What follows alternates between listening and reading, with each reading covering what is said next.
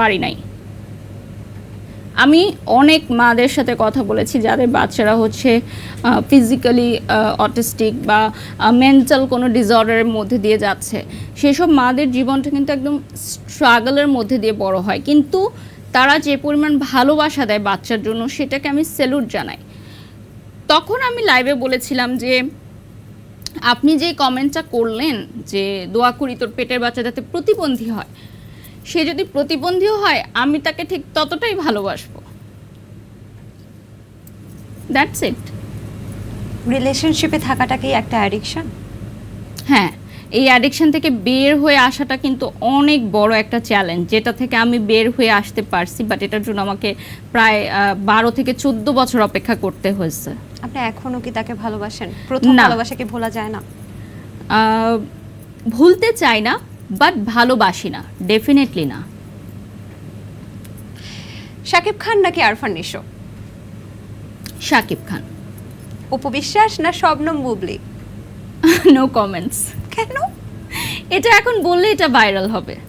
আপনি তো জানি আপনার সবকিছু ভাইরাল হোক। না, আমি কখনোই চাই না, এটা অটোমেটিক্যালি হয়ে যায়। আমি চাই না, আমি চাইলে তো মানে আমি ওই ধরনের মানে অ্যান্সার দিতাম যেটা আসলে ভাইরাল হওয়ার মতো বা এরকম নেগেটিভ কথা বলতাম। আচ্ছা, তাহলে অপু বিশ্বাস নাকি দিঘি? ধরেন একটা নৌকার মধ্যে আপনারা দুজন উঠলেন, যে কোনো একজনকে বাঁচাতে পারবেন, আপনি কাকে বাঁচাবেন? অপু বিশ্বাস নাকি? No comment. সবসময় আমি দেখেছি বারিশা আপু কখনোই অপু বিশ্বাস এবং দিঘি যখন একটা র্যাপিড ফায়ারে থাকে কখনোই নো কমেন্টস। আজকে আপনাকে বলতেই হবে, বলেন। না, একদমই না, দুজনই আমার খুব কাছের এবং আমি সবসময় মনে করি যে আসলে ভালোবাসার জায়গাটা থেকে আমি আসলে কখনো এটা বলতে পারবো না। ফারিন না মেহজাবিন? No comments. মানে এইটা কিন্তু ঠিক না বারিশা আপু, এটা একটা খেলা। দুজনের সাথেই আমার কাজ হয়েছে এবং তারা অসম্ভব স্নেহ করে আমাকে, সো আমি আসলে কখনোই চাই না যে আমার উত্তরের কারণে কেউ আসলে কষ্ট পাক। ওকে, আচ্ছা, মেকআপ রুমে যদি আয়না ভেঙে যায় আপনি কিভাবে মেকআপ করবেন? আমার অনেকগুলো আয়না আছে ব্যাগে, মিড, স্মল, বিগ, সো একটা না একটা বের করে দিব। র্যাম্পে হাঁটার সময় আপনি কোন সেলিব্রিটির স্টাইল ফলো করেন? অনেকেই আছে আমাদের ইন্ডাস্ট্রিতে যারা খুব ভালো হাঁটেন, বাট আমি তাদের মতো একদমই হাঁটতে পারি না।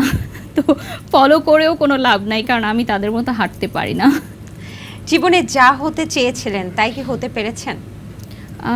আমি জীবনে হতে চেয়েছিলাম একজন গুড হাউসওয়াইফ। হ্যাঁ, অনেস্টলি আমার কাছে মনে হতো যে আমার বিয়ে হবে, আমার সংসার হবে, আমার বাচ্চা হবে, আমি খুব সুন্দর একটা ছোটোখাটো একটা সংসার চালাবো।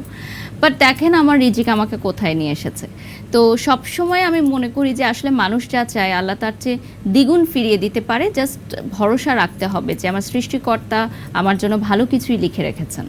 আচ্ছা, যদি বারিশা হক মিডিয়াতে না আসতো, বারিশা হক কি করতো? হাউসওয়াইফ হতো? আর কোনো প্রফেশনে যেত না?